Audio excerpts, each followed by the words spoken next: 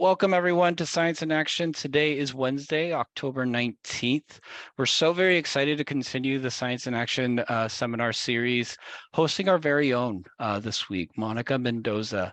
She has a wonderful opportunity to present some of the research that she's done to a SACNAS conference this year. It's hosted in Puerto Rico. But without further ado, I just want to hand it over to Monica to present some of the research that she's done, and then we're going to keep it pretty relaxed and unofficial and have plenty of time for questions and answers. So feel free to post any questions into the chat, and we'll have plenty of time to kind of get them addressed. So welcome, Monica. It's all yours. Thank you, Brian. All right, well, thank you very much for having me. This is a great opportunity for me to go through my presentation that I will be going through at the conference. So I wanted to start off by telling you a little bit about how the process to get accepted to this conference to present. So SACNAS is a very well-known conference, and community college students are highly encouraged to present at this conference. The process for getting accepted is that usually SACNAS will announce that they are taking applications, and what you have to do is submit an abstract of your research. And an abstract is really a summary of your the background information about your research, the methods and procedures that you use to conduct your experiment, and then also the results that you found in your experiment, and any conclusions or summary points that you want to make.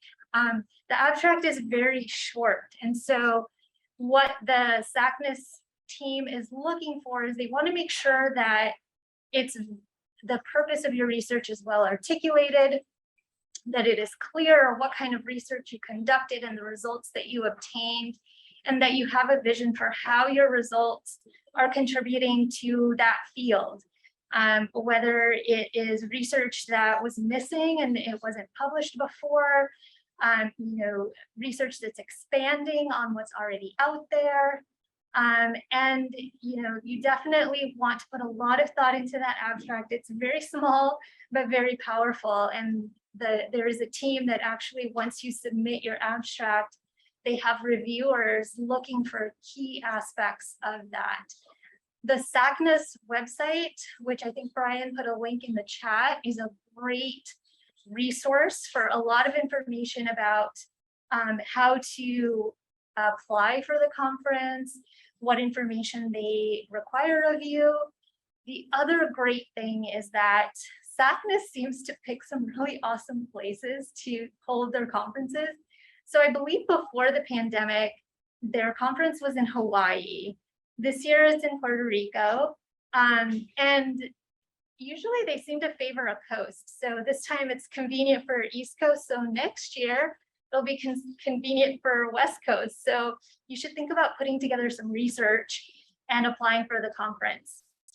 The really nice thing about SACNAS is that they want to encourage everyone to have the opportunity to attend.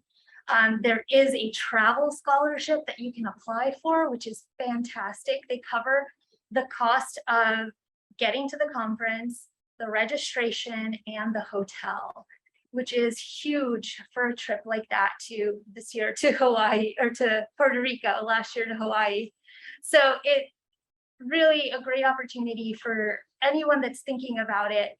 Research is a really great way of meeting others that have similar interests to you. So I definitely would encourage you to talk to your professors, whatever discipline in STEM you are looking at. Talk to your professors and find out if there is a project that you can get involved in or create, and have them be a mentor for you. Really, it's just about putting together a hypothesis, right? A question that you're looking to answer in the field that you're interested in, and then devising an experiment with your professor or mentor, and then, actually conducting the experiment and figuring out how to present those results and what the results actually mean. So definitely reach out to your professors if presenting at a conference is something that you're interested in doing. It doesn't just have to be in biology. My experiment that I did was in plant biology. But you can have a variety of different interests and apply with that particular research. So with that, let me talk a little bit about my experiment. Are there any questions, Brian, before we move on? So far, I do not see any. Okay, perfect. But yeah, feel free to pop in questions about the application process, like anything I can answer. I think there's a form where you can also submit questions. Happy to answer those offline as well. So, okay, so this experiment, this project that I did actually came as a result of an ethnic studies class. So I was taking a class where we were discussing how there are so many different marginalized groups that have made significant contributions to STEM, but have gone unrecognized. And this is an example where, and I'm sure you know, a relative or a friend or family member who, when you get sick with something, they are quick to suggest a very natural way of dealing with whatever it is that you have. In my life, that was my grandmother. She had amazing solutions for when we got cuts or infections or things like that. One thing that really sticks out in my head about my grandmother is that one time I got a cut and she actually took the inner skin of an eggshell and used that as a Band-Aid. And it was amazing because it starts off as moist and then it adheres to your skin and then it dries and actually pinches together a cut.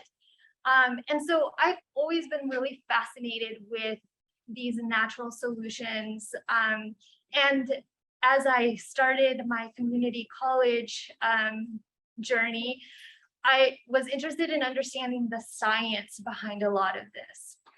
So my research topic is investigating the antimicrobial properties of a plant called Anemopsis californica. Yerba mansa is the more common name. It's a plant that's common to the California area. In fact, there is a place in San Francisco called Bay Area Natives. They specialize in selling plants that are native to California, and that is where I got my supply of this plant. And I actually grew it at home, just had a bunch of little pots, and I really was hoping to develop a really healthy root system, because what my research focused on is extracting compounds from the roots of this plant and determining if they had antimicrobial effects on Bacillus ceres. And so what I ended up doing is I got a bunch of these plants, made sure they had healthy root systems, and then the process was basically pulling the plant out, taking all of the roots from the plant, so separating the roots from the plant, and then cutting them up and submerging it in methanol. So I did a methanol extraction. There are different ways. If you Google research papers on extracting compounds from plants, you'll find different extraction methods. The methanol extraction method is actually a pretty common one. Methanol is a nonpolar a substance, and so the idea is that it really is pulling out these compounds from the roots. And so once I dried the roots and washed them pretty thoroughly, also made sure to submerge them in methanol, I did this process over 3 days to pull out a lot of that extract. And it is actually a beautiful extract. It's a golden amber color, kind of dark, and it smells amazing. So the background of this plant is that a lot of Native American tribes in California and New Mexico, they use this plant to treat a variety of infections or skin conditions. And you will find that it was used for a lot of things. And so that is what prompted me to figure out if it can actually be effective against Bacillus ceres. The reason that I picked Bacillus ceres is because it is often a cause for foodborne illness. So Bacillus ceres ends up on a lot of our food. There's been analysis done on packaged foods and produce and things like that where it's found Bacillus ceres. And once inside the system, it releases toxins, which causes, those horrible effects of foodborne illness. And the other, once inside your system, and if that infection advances, oftentimes you'll get treated with antibiotics in order to get that infection under control. But what we've been seeing is that in our society, especially in the United States, we've seen an overuse of antibiotics, which is leading to this situation of having a lot of antibiotic resistant bacteria. So we are really interested in finding new sources for antibiotics as well. So those are the two things that I was interested in analyzing. Could it be effective against Bacillus ceres? And is it a good option for future studies as something that could potentially address food spoilage or could prevent foodborne illness? And if we did get foodborne illness by Bacillus ceres, could it be an effective antibiotic to treat the infection by that bacteria? So in my research, what I did was I made sure to look at everything that was out there. So PubMed is a great resource if you're not familiar with, to just go out and look at published peer-reviewed scientific papers. Brian, that would be a great one website to put out, is the PubMed database. You can search a variety of topics and see what's been published. As I was searching for this particular plant, I saw other research papers, but most of the research was around other pathogens. And I didn't see any published findings for Bacillus ceres, which made me think, one, maybe nobody really thought to do that research, which I thought was kind of unlikely.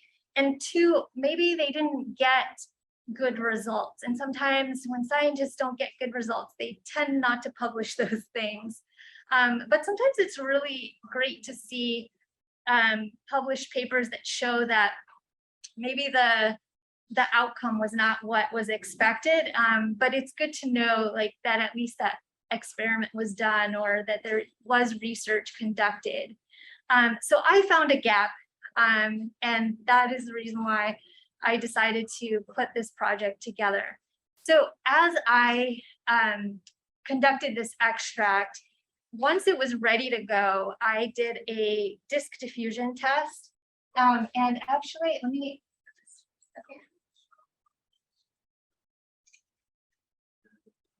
okay. So under the results section of this poster, you can actually see that the plates. So the disk diffusion test is basically you get a Mueller-Hinton agar plate, and what you do is you create, you swab it with the bacteria that you're testing against. So in this case, there was already published research on Staphylococcus aureus. So I did that as a technical control. And then my target pathogen was Bacillus ceres.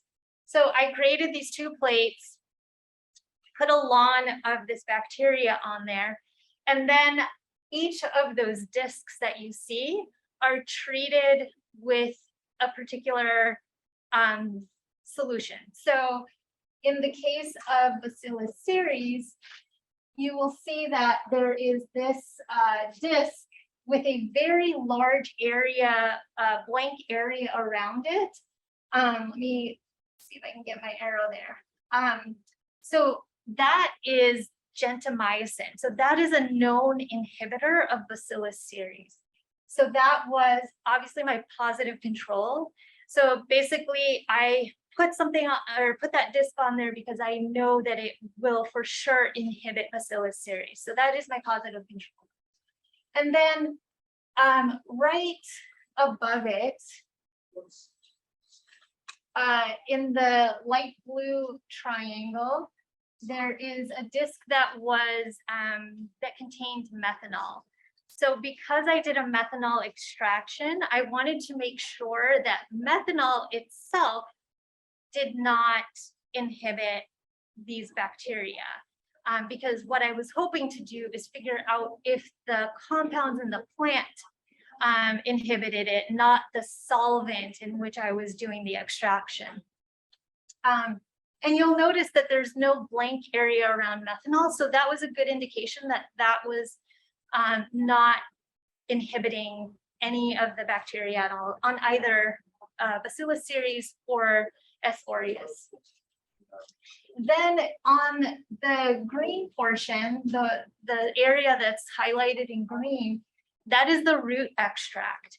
And you'll notice that it's not a big area, but there is a small blank band around it. So it really did prevent bacteria from growing around that area. Not as great as the known inhibitor gentamicin, but it did a pretty good job. And if you'll notice under S. aureus, since that was my technical control, I wanted to make sure that this extract was inhibiting S. aureus because, right, that research was already confirmed and published. I knew that this extract did inhibit S. aureus, and I wanted to make sure that I had a technical control that showed me that inhibition, because then I would at least know that my extract was a good one, right? If I didn't see inhibition of S. aureus, I would kind of question, like, did I get a good extract? Did I follow a good protocol, etc.? But that was really comforting to see that there was inhibition of S. aureus. And then the dark purple triangle was my negative control. So I used DMSO as my negative control because I was actually going to do serial dilutions to find the minimum inhibitory concentration. So, but I didn't get to it. But DMSO is not an inhibitor at all whatsoever. So I knew that if that was on the disc, that there should be no inhibition zone. And it was comforting to see that there was nothing, it had no inhibitory effects at all. And so I did 3 trials of this and then added up the results. And that is what you see in the chart below. The average zone of inhibition of the root extract versus the known inhibitor, the positive control, gentamicin. And while it didn't have as great of an area, it did have some inhibitory effects. And doing an analysis showed that there was at least some indication that it does inhibit Bacillus ceres. And then, so as a result,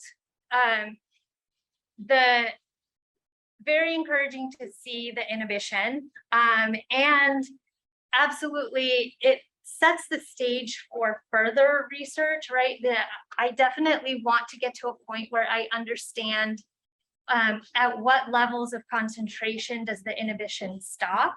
So in my research, I used a full concentrate. You know, it was a concentrate that I knew was going to do something. And when you do the minimum inhibitory concentration, you're diluting it and then testing the dilutions to see at what is the minimum amount of the compound that is required in order to cause inhibition of the bacteria. And so that is something that I hope to do in the future. I mentioned that I'm interested in understanding if this could be used to address food spoilage.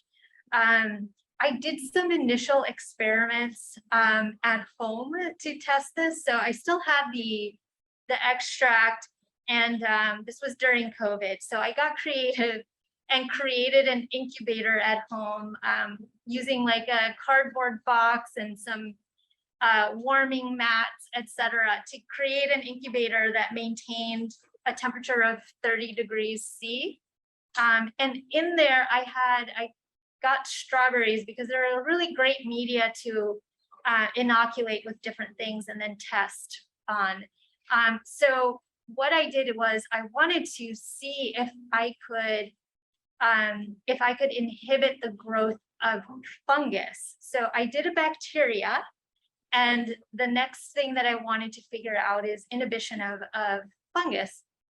So in my at-home experiment, I actually inoculated a bunch of strawberries with different types of fungi, and used my extract as well as known fungus inhibitors and compared the results. But since that was my home experiment, I definitely want to take that to the lab and see if it can actually be a viable option for inhibition of fungi that actually causes food spoilage, and inhibition of bacteria that lives on produce, for example. So that would be something that I would do in future. I want to pause right there and maybe take any questions. Does anybody have any questions about the experiment or the process of putting this poster together? Let me know if there's any questions that I can answer. Good question. Yes, there were actually. So there was a particular fungus that it did inhibit slightly. And that was when it was compared to an athlete's foot cream. So that was my known inhibitor. I was using athlete's foot cream and then testing. So yes, there was some inhibition. Keep in mind though that this extract that I used was a little bit old. It was at least 6 months old. So it wasn't a fresh extract.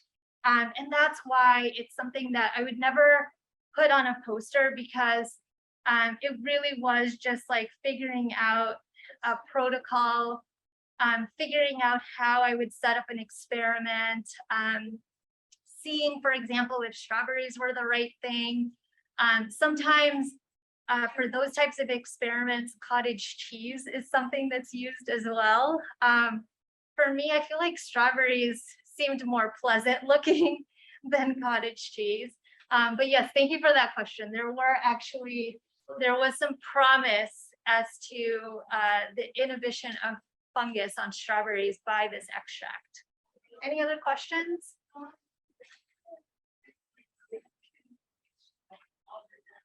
All right, so I'm going to talk a little bit about this poster because it is very important.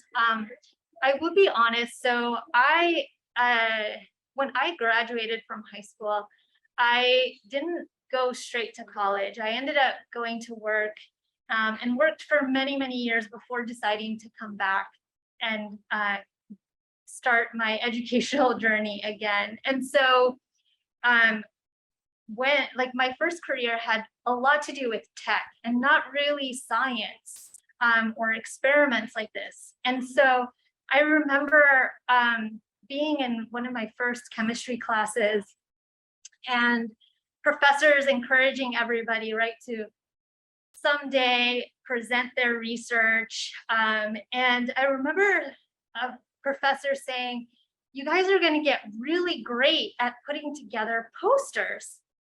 And so here was I with very little post-high school education. I worked mostly, and all I could think about are those posters that you create when you're in middle school or high school, you know, and use glue sticks and cut things out and glitter. And I was like, really? We're gonna put together posters? But it turns out that the scientific poster is really the way that scientists in a variety of STEM fields use to communicate their research and their results. And yes, if you are pursuing a career in STEM and are planning to present at a conference, you will absolutely want to get good at creating these types of posters. So let me tell you a little bit about these posters. There are a lot of templates out there. And this is one that I actually got from my mentor, Professor Case. The idea is that you want it to be simple to look at, right? This one is particularly text heavy, but what I did try to do is I tried to put a lot of information in the form of bullets so that it wasn't, you know, a big chunk of text. There are some visuals. Now keep in mind that this is a poster that I'm going to be presenting, so it will most likely be the size of this screen that you see behind me. So when I'm at the conference, I'll have this poster hung up by me, and I will be able to talk to anyone that comes by. And you know, they definitely, you want to make it readable from at least, you know, a couple feet away, so that if it's something interesting to that passerby, that they'll be able to be like, oh yes, that's somebody I want to talk to. You want to have some clean, high resolution images. And absolutely what's really important is all the statistical data about your results. Because that is something very important to be able to talk about. Like, were your findings significant? Were they not? Did they support your hypothesis? Did they not? And most of the time you will be presenting to folks that really understand your field. You'll be presenting to other scientists, for example. And so you don't have to put a ton of information, like outlining every detail of your procedure, for example, right? You're not gonna say, oh, I lit up the Bunsen burner and used aseptic technique. And, you know, those are things that they hope that you did, and hopefully you did, so nothing got contaminated. But they do want to get a general feel for how you conducted your experiment. How many trials did you do? All of those things are super important for them to see, you know, was this sound research? Did you use good, you know, good protocols? And so you absolutely start with the abstract, and that, like I said, is really just a way of summarizing your entire research that you're presenting. You want to have your hypothesis, and it really can be as simple as mine, where I wanted to determine if this root extract would inhibit Bacillus ceres. So it's very clear from the get-go what my intentions were. The background is super important, right? Because you want them to understand, like, why is this research important? Why should I care? And some of the things that I highlighted was the fact that plants have been used for tens of thousands of years by different civilizations to address different medical conditions or skin issues or things like that. Something that I found interesting was that it said that 25 to 50% of pharmaceuticals are plant derived, but yet they're not used as antimicrobials. So what an opportunity to maybe discover the next antibiotic as you're doing this type of research, right? I definitely wanted to give credit to a group that had already been using this for a variety of different things. So Native American tribes in the southwestern United States, it's been shown that they were using this particular plant to treat topical skin conditions, for example.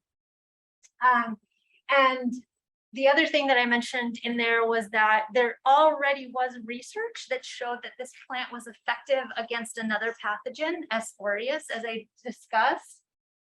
But I found this gap in research, and that there was no research showing effectiveness against endospore forming gram-positive bacteria, Bacillus cereus. So I wanted to do that. And the reason for that is that not only does that Bacillus cereus contribute to foodborne illness, but it's also connected to food spoilage, right? So I'm setting the stage for people to understand, why should I care about this research? The methods are, like I said, they're not meant to be super detailed, but they should give people an idea of the protocol that you followed in order to conduct your experiment. And you'll notice that there are numbers in parentheses. So those are my citations. So that is anything that that I referenced in my research is in my literature cited. And then I'm also referring to my figures and my table, and that's clearly pointed out in these sections. The result is absolutely that, right? You want to present what you found, and keep in mind that sometimes, especially when we're just starting out in chemistry or biology, as students, we are really intent on going into the lab, getting an experiment, and actually having it work, right? The truth is that just conducting the experiment is a great experience, right? Sometimes it will work and sometimes it won't work. But even if it didn't work, those are results, and those are the things that you would present. And you get the opportunity in the discussions and conclusions to talk about that. If something didn't turn out, let's say I got 0 inhibition for my intended pathogen, the Bacillus cereus, or didn't see inhibition of S. aureus, which was already confirmed in previous research, I would be explaining that in my discussions and conclusions, right? And I would be able to come to some informed conclusions as to why I think that didn't work. Maybe my technique wasn't great. Maybe I was using a very old preparation of the bacterial broth. Sometimes if it's too old, there's not enough nutrient for the bacteria to continue growing. It starts dying off, so you don't get as many bacteria. So all of those things you get the opportunity to explain. So that is to say that, when you take your chemistry classes or your biology classes, don't get frustrated. I've seen a lot of students get frustrated when they know what the result is supposed to be and they don't get that as result, or their numbers are off or something. But it really is your opportunity to learn from that and learn from your mistakes. Maybe you missed something. Maybe there was a step that you misunderstood, right? So that should really be your approach to taking your STEM classes and conducting experiments. And hopefully things do work. Most of the time, experiments that we do in STEM classes at community college are designed to have a specific outcome, but you may not. And again, learn from those. Literature cited is super important. And I know that people really have experienced this in classes where professors are like, you will be in serious trouble if you plagiarize. So yes, that is a very important reason why you want to cite all your sources. But another reason is because you want to make sure that your audience, whoever's reading your research, they know that you've done your homework, that you've gone out there and you've read papers, that you looked up information about whatever it was that you were investigating. And it gives you credibility as a scientist because they know that you have investigated this, that you tried to gain some expert knowledge about the topic that you're analyzing in your experiment. And so that is super important. And then in future, let's say you do become a scientist and you're in, a professional in a scientist in your field, and you start writing papers. Wouldn't it be great if people were actually reading those papers and actually using it in their research? So, so many reasons why you want to understand that literature cited is not simply to avoid plagiarism. It really is to foster the scientific community, make sure that you're giving credit where credit is due, of course, but also to show that research is important and that people are reading it and that it is spurring others to expand upon that research and to investigate more, or to find gaps. And that is what is exciting about science, is that there are so many things yet to be discovered. And if you pick a topic, any topic, and figure out, ways to answer questions that you have, you're contributing to that larger body of science that's already out there. And I think that is fantastic. As somebody that's returning to community college as an adult that had a long career before returning, I think it's so amazing that I can still have a part in contributing to research. So I think that's super amazing. Any questions, Brian, in the chat? Yeah, I had a few come up in general, and then a couple were DM'd. I'll just go in chronological order. One question that came up related to your research: would you choose a different plant to do the extraction? So this refers back to your experiment. And then why did you choose this specific plant? Yes. Okay. So there were a couple of reasons why I ended up in this plant. So one, I definitely wanted a California native plant because I wanted to be able to go somewhere in the state of California and be able to see this plant in the wild. Unfortunately, this plant is very water hungry. And given our drought situations, you don't see it as much, but I feel like I've seen there's a great plant repository database where you can actually see maps of the US and where different types of plants grow. And so there is like pockets of these plants, like I think the closest area was like Redwood City. So yes, I wanted a California native plant. I wanted something that I could grow in this climate. So I went and found the plant at a nursery and then grew it on my little balcony. And I wanted to make sure that I could do that so that I could have plants with healthy root systems so that I could really get a good extract from there. I think the other question was, would I choose a different plant? Yes, I really love plants. And if you would happen to see my apartment, I have 50 different plants in my apartment, which is insane and crazy. And it takes a lot of time to take care of all these plants. But this research really like sparked this amazing love that I have for plant biology. A lot of times we look at plants and we think that they're quite simple compared to ourselves, but I find plants to be so fascinating because they do so many things. And for those of you that have taken a biology class here at Skyline, I took Bio 215 and 230.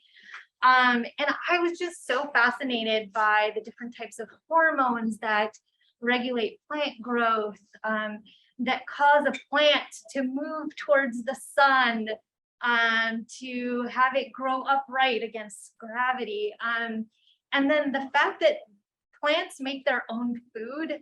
Somebody once explained to me that the ability of a plant to make food is as if we could somehow have a hamburger just show up in our stomach. Like that is the equivalent of what plants do. So I think that's super amazing. And I think that I would definitely repeat this. I want to get better at making extracts of this plant. or other plants in general. So I did a methanol extract. There is a way to do the same extract with ethanol, for example. So a lot of herbalists use ethanol if they're making something dietary, so like something that you can actually eat. Ethanol is often used for those because methanol will kill you if you consume it, ethanol not so much. So yeah, I definitely want to get better about doing this. If I were to take this experiment a step further, I want to do the work to isolate the actual compounds that are responsible for the inhibition. So there is research that I found that there is lab work where you can actually isolate different molecules and identify the molecules and understand what exactly is doing the inhibition. And then it would be great to be able to say, wow, this molecule has great potential for future antibiotic drug, for example. Awesome. Thank you. Thank you. I want to encourage folks to post any questions that you may have in the chat. One of them was DM'd to me, and this is one of my favorite questions to ask. You know, what advice would you give to your past self? So, you know, we've went through this process. Now we're here at this point in the research and the presentation process. But if there was like a piece of advice that you would give to yourself just about to start, what would that advice be? Oh, that's such a great question because I had to give myself this advice. Having a lot of detail in your lab notebook. Again, like if you've taken a biology or chemistry class, a lot of professors get on you about, you know, lab notebooks. Many times professors like have a process of actually looking at it and reading it and grading your lab notebook. And a lot of times we think like, oh man, this is so tedious. So why are we doing this? And I used to be guilty of that. But once you start creating your own experiments, it makes a lot more sense why you need to have that lab notebook. So for example, I'm repeating this process because I'm trying to get some more data. I'm going to be presenting at another conference called Abercams in November, right after SACNAS. And this one is in Anaheim.